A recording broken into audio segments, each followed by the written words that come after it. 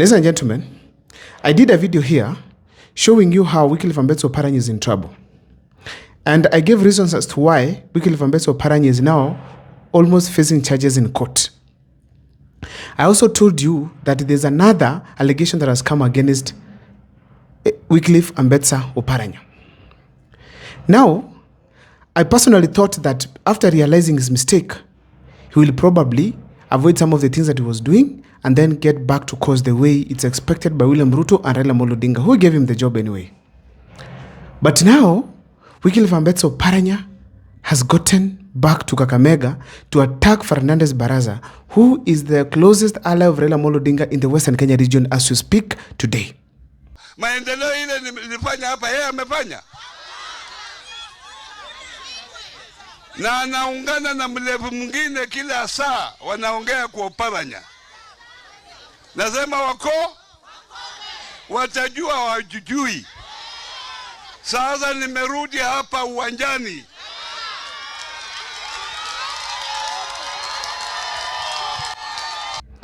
Fernandez Baraza is the chairperson of ODM in Kakamega County.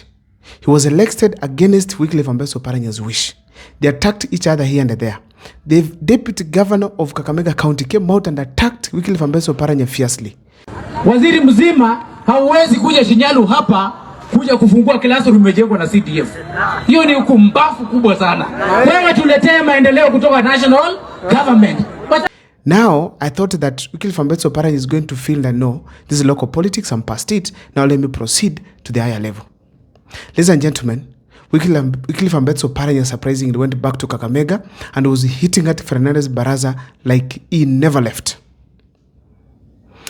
Then I asked myself, what could be happening with Wycliffe Oparanya? What is he up to? I came up with two scenarios. The first scenario, it's Raila Amolo Odinga planning to rejuvenate the ODM party by ensuring that Wycliffe Oparanya regains his support in the Western region. That is number one. In that, Wycliffe Oparanya to pretend that he's now against Raila Amolo Odinga. And then he gets back to the ODM helm, gets to Western Kenya, and starts doing his politics there. As a result, Raila Amolo Odinga will have made the ODM party rebranded again in the Western Kenya region. It will also help him increase his negotiation with William Ruto for 2027 because they know William Ruto very well. But I also told myself it could be true that Wycliffe Oparanya could be now on his way out from the ODM party and towards a new outfit for 2027. And that is what I want to take you through on the new outfit that probably Wycliffe Oparanya could be taking on in 2027. But before I take you through, if this is the first time you're watching my videos at Mokwa Times, please take a second or two to subscribe, like, and comment, because that is the best support you can always give this channel. Please, my number is always here for those who want to talk to me, encourage me, and give me the topics I want me to share with you. Please feel free to do so.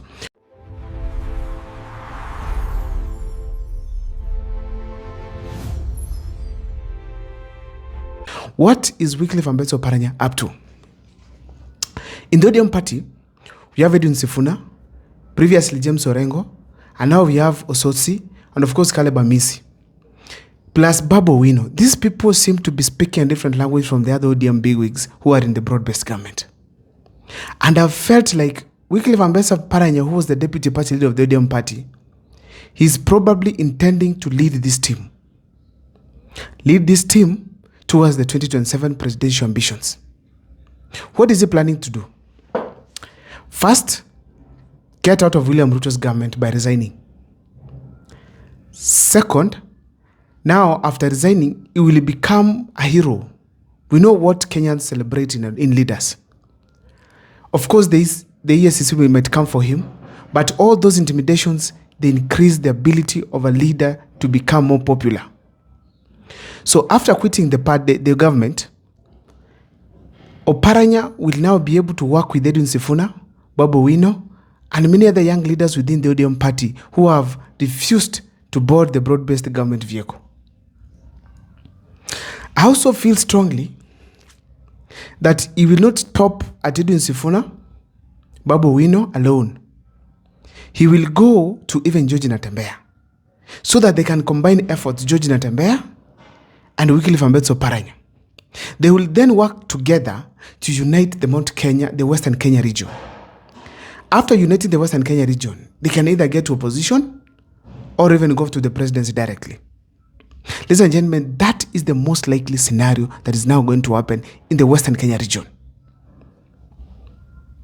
George Natembeya is not okay with the DAP party. They have refused to rebrand themselves to be a national party. There are also allegations that the DAP party could be sponsored by President William Ruto. So they have also refused George Natembeya to rise to even become the party leader of that party.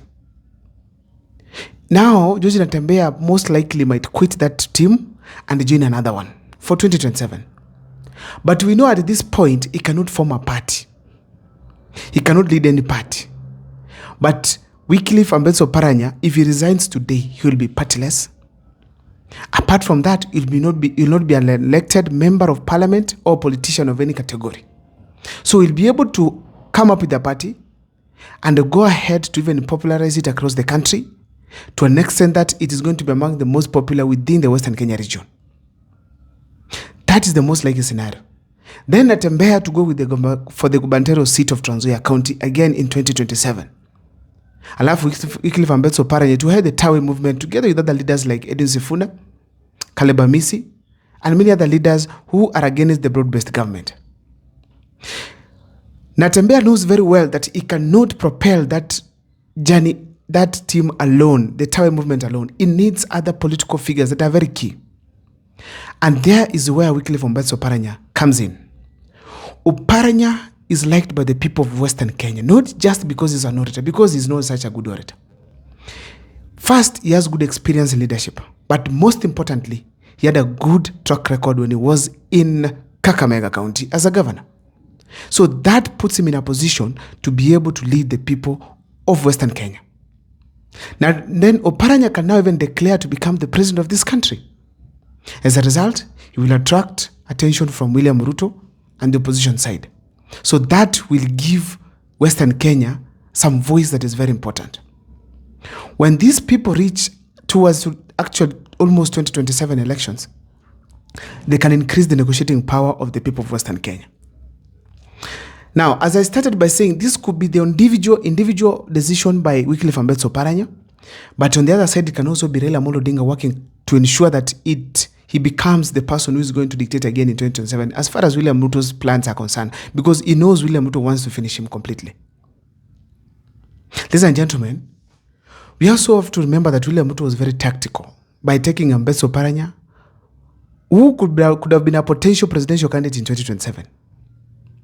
Taking Alias Anjoho, who could have merged with Ambetsa Oparanya to become a very serious ticket in 2027.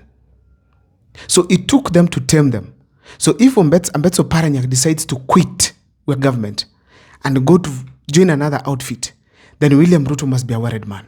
That is why we are seeing the intimidations from the EACC, or probably charges against him, especially being taken in court, especially in relation to corruption and money laundering allegations that I had. So, ladies and gentlemen, it is very clear Ambetsa Oparanya is on a mission. He cannot just from nowhere oppose Raila Amolo Odinga, from nowhere come up with his own candidate to be the chairperson of ODM party. If it is not that he's working with Raila Amolo Odinga, then he was creating an excuse to have problems with Raila Amolo Odinga, resign from government, and get back to work. I have a strong feeling that Wycliffe Ambetsa Oparanya, considering his absence from William Ruto's events, Raila Amolo Odinga's as well, his silencing, then he could be communicating something. Now, it could also be a plan of William Ruto and Raila Amolo Odinga to get Oparanya to that height and then later on get him back to their team, simply to create the perception that he has created a negotiating power for the Luhya nation. But with the time, we're going to note what could be happening as far as Wycliffe Ambetsa Oparanya is concerned. But in the meantime, it is chaotic and Raila Amolo Odinga has no place to hide. Why? Wycliffe Ambetsa Oparanya and Elias Onjoho are the determiners of Raila Amolo Odinga's strength politically in this country. There's no one else who is going to rise above these two from their respective regions. And apart from that, Raila Amolo Odinga does not have the energy again to get to the ground and campaign to get more supporters like Wycliffe Ambetsa Oparanya and Elias Onjoho. So they know their strength. So that's why Elias Onjoho can say anything to anyone, because he knows without him, Raila Amolo Odinga is finished at the coastal region. I don't know what is your take, but on the comment section, feel free to share with me. My name is Abel Mukwa. Thank you so much for watching. God bless you, and let's see each other as things unfold in the political terrain.